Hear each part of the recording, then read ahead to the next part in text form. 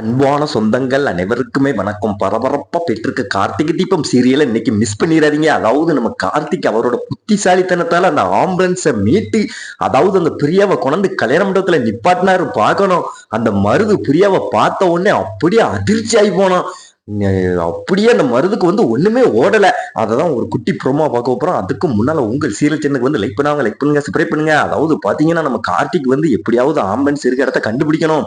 கண்டுபிடிச்சாதான் அந்த கல்யாணத்தை நிப்பாட்ட முடியும் அப்படின்னு ரோட்ல வேகமா தேடிக்கிட்டு அலையிறாரு.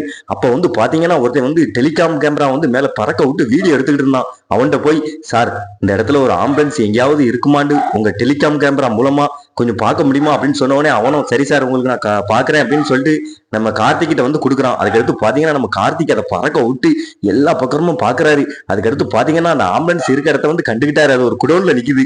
அதுக்கடுத்து நம்ம கார்த்திக் அந்த குடோன்ல போய் அங்க இருந்தவனை அடிச்சு நொறுக்கிட்டாரு. அடிச்சுட்டு அந்த ஆம்புலன்ஸை மீட்டு கொண்டாரு. அதுக்கடுத்து கல்யாண மண்டபத்துக்கு வேகமா அந்த பிரியாவை கொண்டாந்து நிப்பாட்டினாரு. அந்த மருது தாலி கட்ட போனா நிப்பாட்டுறா அப்படின்னாரு நம்ம கார்த்திகி. அந்த பிரியாவை பார்த்தோன்னே மருது அப்படியே அதிர்ச்சியாகி போனா. இன்னொரு பக்கம் அந்த சந்திரா, அடா பாவி, இந்த திருப்பாவது இவனை ஜெயிச்சிடலான்னு பார்த்தேன், இந்த திருப்பம் யாரையோ கூட்டிட்டு வந்திருக்கானே, என்ன நடக்க போகுதுன்னு தெரியலையே அப்படின்னு பயந்து போய் நிக்கிறான். வேற லெவல் தரமான எபிசோட் இன்னைக்கு மிஸ் பண்ணிடுறாங்க. மறக்காம நம்ம சேனலுக்கு லைக் பண்ணுவாங்க, லைக் பண்ணுங்க, சப்ஸ்கிரைப் பண்ணுங்க.